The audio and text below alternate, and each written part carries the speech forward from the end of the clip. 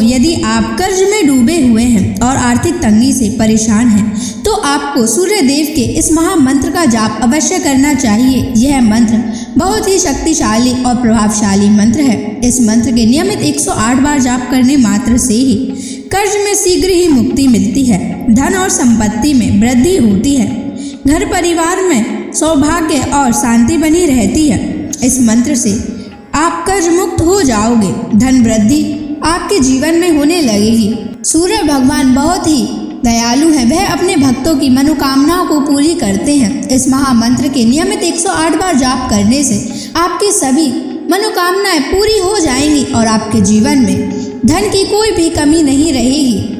आप अपने जीवन में उन्नति प्राप्त करेंगे, आपको हमेशा सफलता ही प्राप्त होगी। इसलिए प्यारे भक्तों, इस मंत्र को साधारण समझने की गलती बिल्कुल भी ना करें। यह मंत्र बहुत ही प्रभावशाली मंत्र है। इस मंत्र का प्रभाव तुरंत ही दिखाई देने लगता है।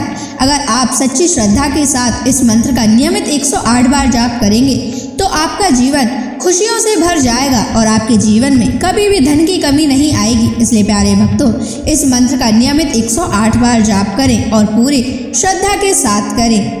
अगर आप सूर्य देव का आशीर्वाद प्राप्त करना चाहते हैं तो इस वीडियो को लाइक और चैनल को सब्सक्राइब जरूर कर दीजिए और कमेंट बॉक्स में जय सूर्य देव अवश्य लिख दीजिए। तो चलिए भक्तों, मंत्र का जाप करना प्रारंभ करते हैं।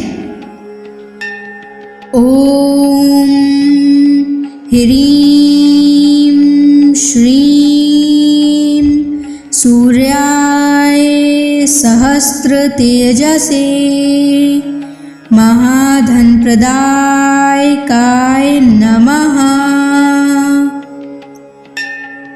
ओम ह्रीं श्रीं सूर्याय सहस्र तेजसे महाधन प्रदायकाय नमः। ओम ह्रीं श्रीं सूर्याय सहस्र तेजसे महाधन प्रदायकाय नमः।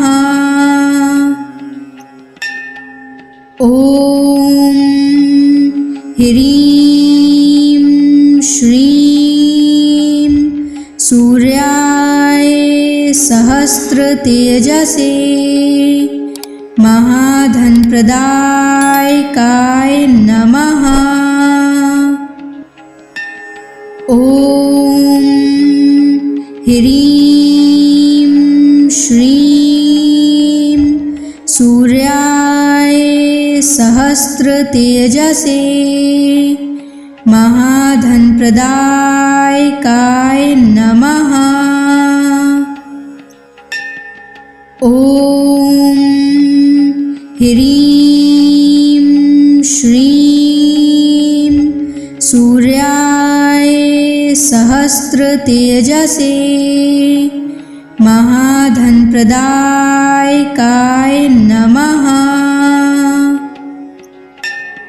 ओम ह्रीं श्रीं सूर्याय सहस्र तेजसे महाधन प्रदायकाय नमः। ओम ह्रीं श्रीं सूर्याय सहस्र तेजसे महाधन प्रदायकाय नमः। ओम ह्रीं श्रीं सूर्याय सहस्र तेजसे महाधन प्रदायकाय नमः। ओम ह्रीं श्रीं सूर्याय सहस्र तेजसे महाधनप्रदायकाय नमः। ॐ ह्रीं श्रीं सूर्याय सहस्रतेजसे महाधनप्रदायकाय नमः। ॐ ह्रीं श्रीं सूर्याय सहस्रतेजसे महाधनप्रदायकाय नमः। ॐ ह्रीं श्रीं सूर्याय सहस्रतेजसे महाधनप्रदायकाय नमः। ॐ ह्रीं श्रीं सूर्याय सहस्रतेजसे महाधनप्रदायकाय नमः। ॐ ह्रीं श्रीं सूर्याय सहस्रतेजसे महाधनप्रदायकाय नमः। ॐ ह्रीं श्रीं सूर्याय सहस्रतेजसे महाधनप्रदायकाय नमः। ॐ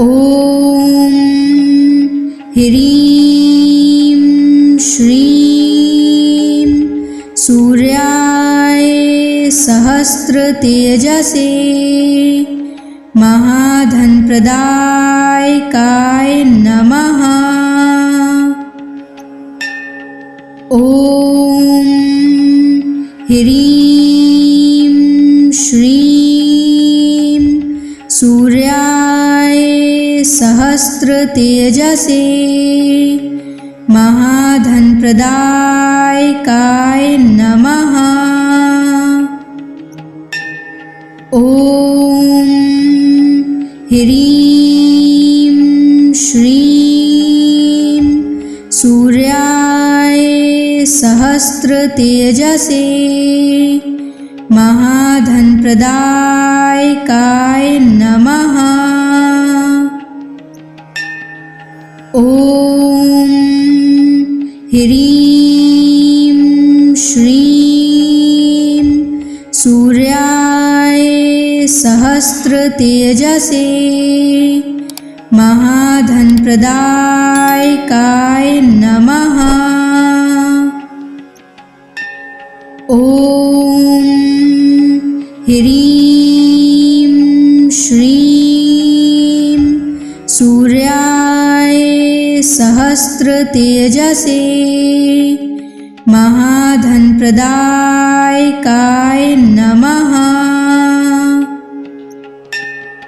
ॐ ह्रीं श्रीं सूर्याय सहस्रतेजसे महाधनप्रदायकाय नमः। ॐ ह्रीं श्रीं सूर्याय सहस्रतेजसे महाधनप्रदायकाय नमः। ॐ ह्रीं श्रीं सूर्याय सहस्रतेजसे महाधनप्रदायकाय नमः। ॐ ह्रीं श्रीं सूर्याय सहस्रतेजसे महाधनप्रदायकाय नमः। ॐ ह्रीं श्रीं सूर्याय सहस्रतेजसे महाधनप्रदायकाय नमः। ॐ ह्रीं श्रीं सूर्याय सहस्रतेजसे महाधनप्रदायकाय नमः। ॐ ह्रीं श्रीं सूर्याय सहस्रतेजसे महाधनप्रदायकाय नमः। ॐ ह्रीं श्रीं सूर्याय सहस्रतेजसे महाधनप्रदायकाय नमः। ॐ ह्रीं श्रीं सूर्याय सहस्रतेजसे महाधनप्रदायकाय नमः। ॐ ह्रीं श्रीं सूर्याय सहस्रतेजसे महाधनप्रदायकाय नमः। ॐ ह्रीं श्रीं सूर्याय सहस्रतेजसे महाधनप्रदायकाय नमः। ॐ ह्रीं श्रीं सूर्याय सहस्रतेजसे महाधनप्रदायकाय नमः। ॐ ह्रीं श्रीं सूर्याय सहस्रतेजसे महाधनप्रदायकाय नमः। ॐ ह्रीं श्रीं सूर्याय सहस्रतेजसे महाधनप्रदायकाय नमः। ॐ ह्रीं श्रीं सूर्याय सहस्रतेजसे महाधनप्रदायकाय नमः। ॐ ह्रीं श्रीं सूर्याय सहस्रतेजसे महाधनप्रदायकाय नमः। ॐ ह्रीं श्रीं सूर्याय सहस्रतेजसे महाधनप्रदायकाय नमः। ॐ ह्रीं श्रीं सूर्याय सहस्रतेजसे महाधनप्रदायकाय नमः। ॐ ह्रीं श्रीं सूर्याय सहस्रतेजसे महाधनप्रदायकाय नमः। ॐ ह्रीं श्रीं सूर्याय सहस्रतेजसे महाधनप्रदायकाय नमः। ॐ ह्रीं श्रीं सूर्याय सहस्रतेजसे महाधनप्रदायकाय नमः। ॐ ह्रीं श्रीं सूर्याय सहस्रतेजसे महाधनप्रदायकाय नमः। ॐ ह्रीं श्रीं सूर्याय सहस्रतेजसे महाधनप्रदायकाय नमः। ॐ ह्रीं श्रीं सूर्याय सहस्रतेजसे महाधनप्रदायकाय नमः। ॐ ह्रीं श्रीं सूर्याय सहस्रतेजसे महाधनप्रदायकाय नमः। ॐ ह्रीं श्रीं सूर्याय सहस्रतेजसे महाधनप्रदायकाय नमः। ॐ ह्रीं श्रीं सूर्याय सहस्रतेजसे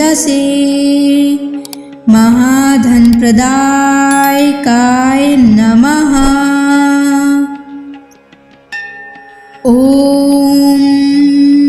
ह्रीं श्रीं सूर्याय सहस्रतेजसे महाधनप्रदायकाय नमः।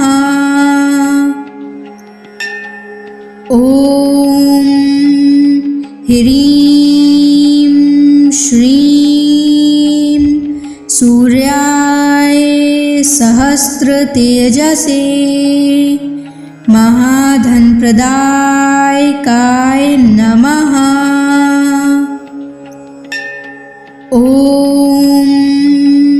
ह्रीं श्रीं सूर्याय सहस्रतेजसे महाधनप्रदायकाय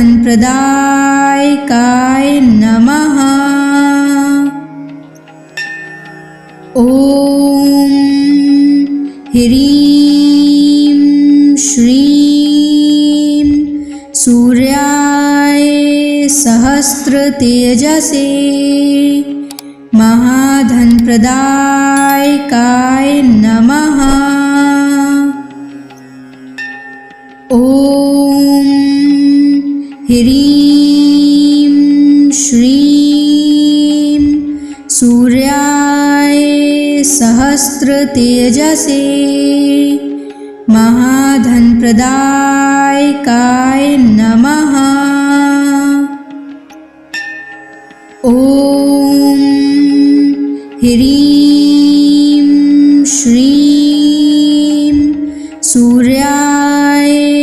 सहस्रतेजसे महाधनप्रदायकाय नमः। ॐ ह्रीं श्रीं सूर्याय सहस्रतेजसे महाधनप्रदायकाय नमः। ॐ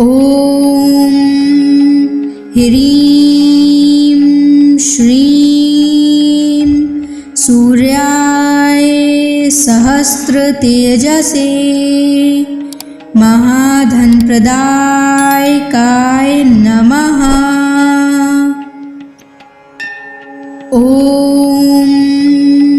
ह्रीं श्रीं सूर्याय सहस्रतेजसे महाधनप्रदायकाय नमः।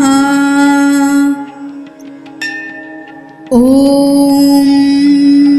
ह्रीं श्रीं सूर्याय सहस्रतेजसे महाधनप्रदायकाय नमः।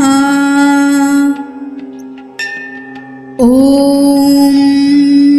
ह्रीं श्रीं सूर्याय सहस्रतेजसे महाधनप्रदायकाय नमः। ॐ ह्रीं श्रीं सूर्याय सहस्रतेजसे महाधनप्रदायकाय नमः। ॐ ह्रीं श्रीं सूर्याय सहस्रतेजसे महाधनप्रदायकाय नमः। ॐ ह्रीं श्रीं सूर्याय सहस्रतेजसे महाधनप्रदायकाय नमः।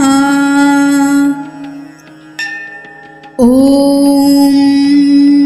ह्रीं श्रीं सूर्याय सहस्रतेजसे महाधनप्रदायकाय नमः। ॐ ह्रीं श्रीं सूर्याय सहस्रतेजसे महाधनप्रदायकाय नमः। ॐ ह्रीं श्रीं सूर्याय सहस्रतेजसे महाधनप्रदायकाय नमः। ॐ ह्रीं श्रीं सूर्याय सहस्रतेजसे महाधनप्रदायकाय नमः। ॐ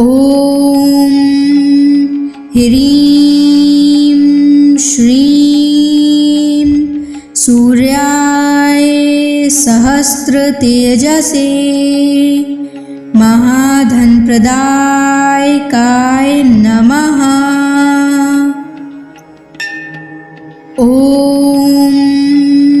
ह्रीं श्रीं सूर्याय सहस्रतेजसे महाधनप्रदायकाय नमः। ॐ ह्रीं श्रीं सूर्याय सहस्रतेजसे महाधनप्रदायकाय नमः। ॐ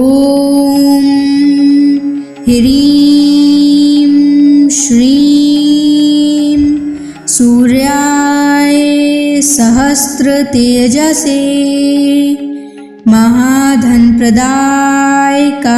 नमः। ॐ ह्रीं श्रीं सूर्याय सहस्रतेजसे महाधनप्रदायकाय नमः। ॐ ह्रीं श्रीं सूर्याय सहस्रतेजसे महाधनप्रदायकाय नमः। ॐ ह्रीं श्रीं सूर्याय सहस्रतेजसे महाधनप्रदायकाय नमः। ॐ ह्रीं श्रीं सूर्याय सहस्रतेजसे महाधनप्रदायकाय नमः। ॐ ह्रीं श्रीं सूर्याय सहस्रतेजसे महाधनप्रदायकाय नमः। ॐ ह्रीं श्रीं सूर्याय सहस्रतेजसे महाधनप्रदायकाय नमः। ॐ ह्रीं श्रीं सूर्याय सहस्रतेजसे महाधनप्रदायकाय नमः। ॐ ह्रीं श्रीं सूर्याय सहस्रतेजसे महाधनप्रदायकाय नमः। ॐ ह्रीं श्रीं सूर्याय सहस्रतेजसे महाधनप्रदायकाय नमः। ॐ ह्रीं श्रीं सूर्याय सहस्रतेजसे महाधनप्रदायकाय नमः। ॐ ह्रीं श्रीं सूर्याय सहस्रतेजसे महाधनप्रदायकाय नमः। ॐ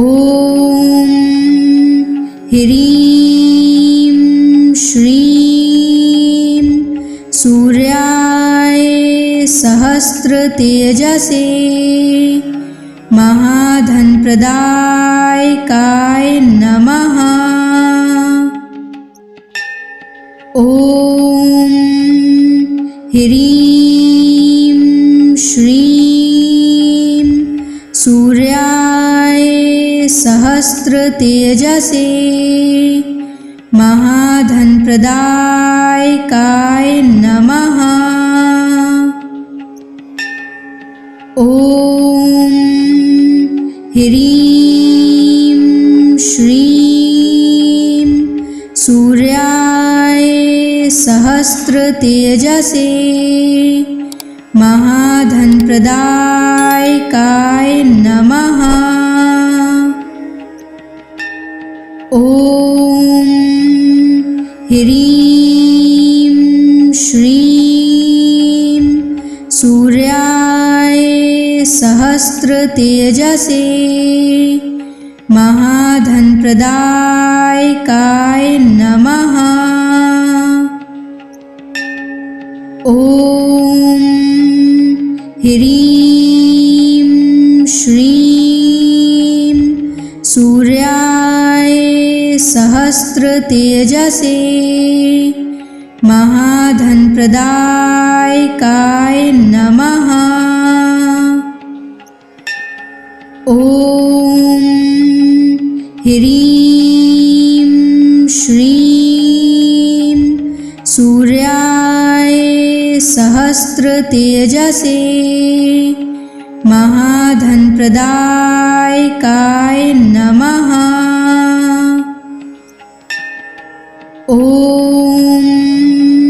ह्रीं श्रीं सूर्याय सहस्रतेजसे महाधनप्रदायकाय नमः। ॐ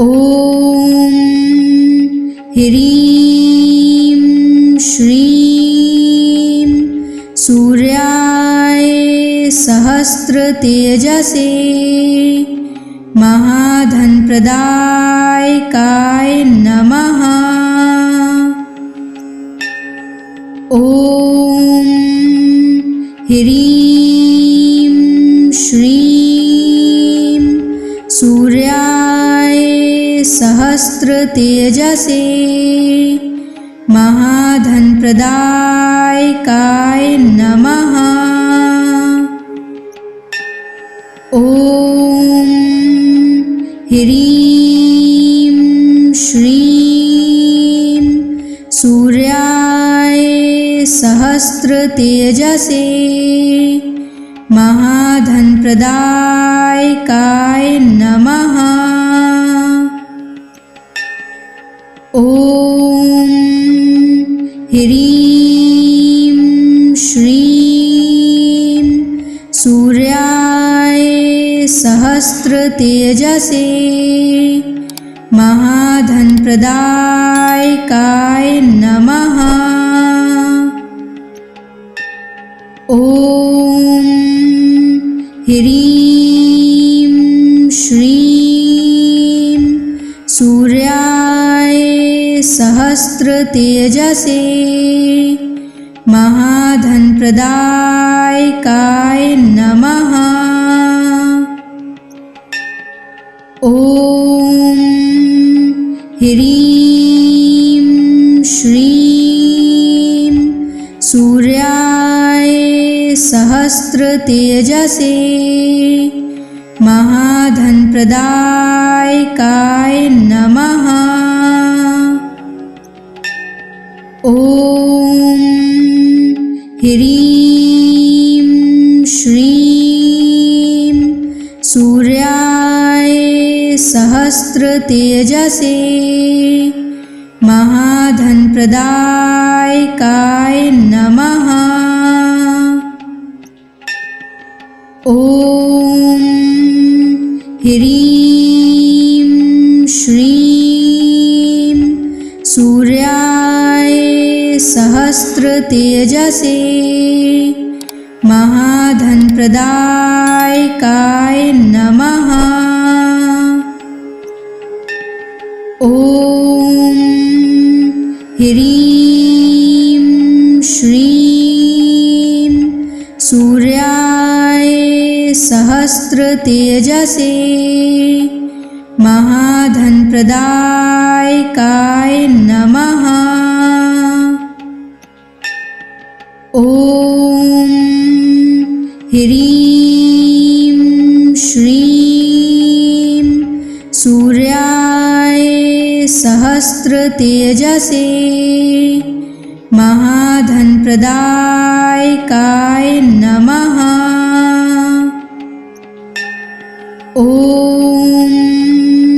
ह्रीं श्रीं सूर्याय सहस्रतेजसे महाधनप्रदायकाय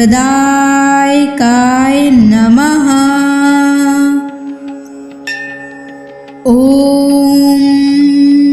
ह्रीं श्रीं सूर्याय सहस्रतेजसे महाधनप्रदायकाय नमः। ॐ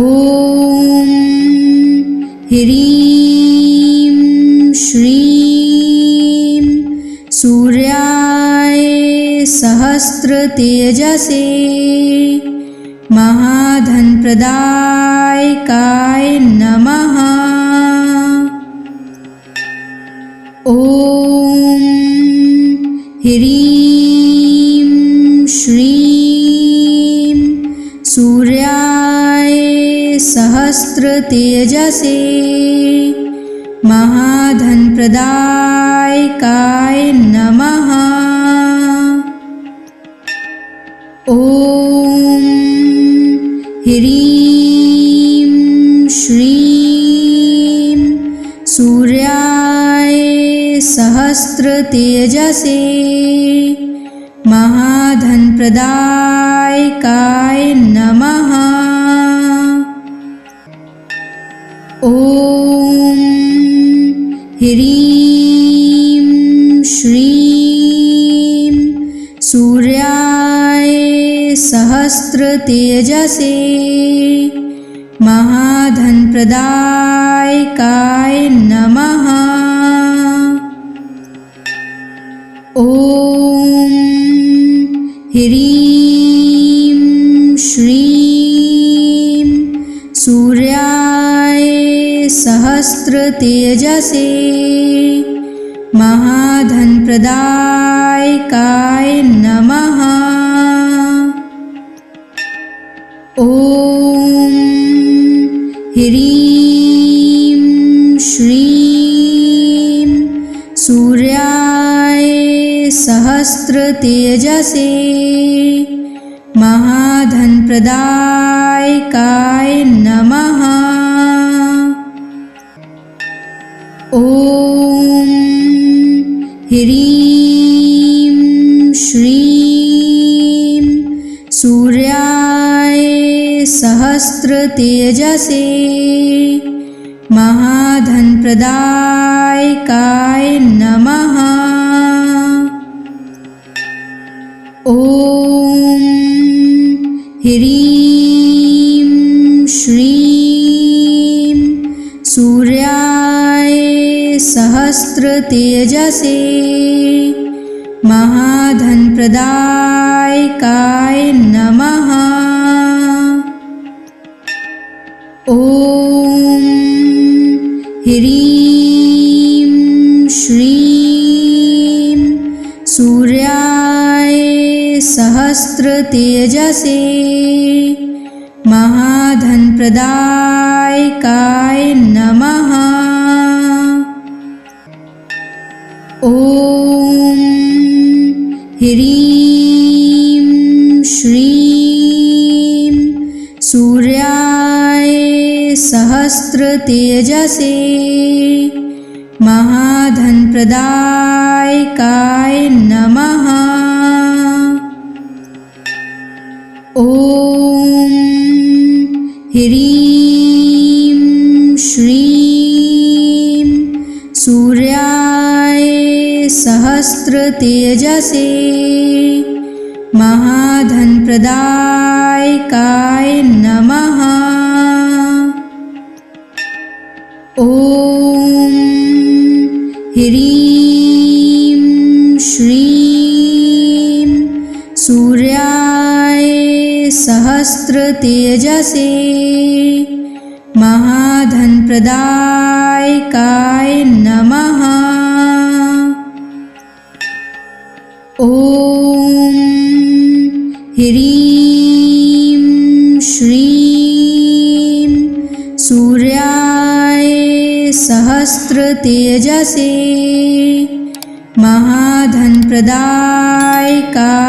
नमः।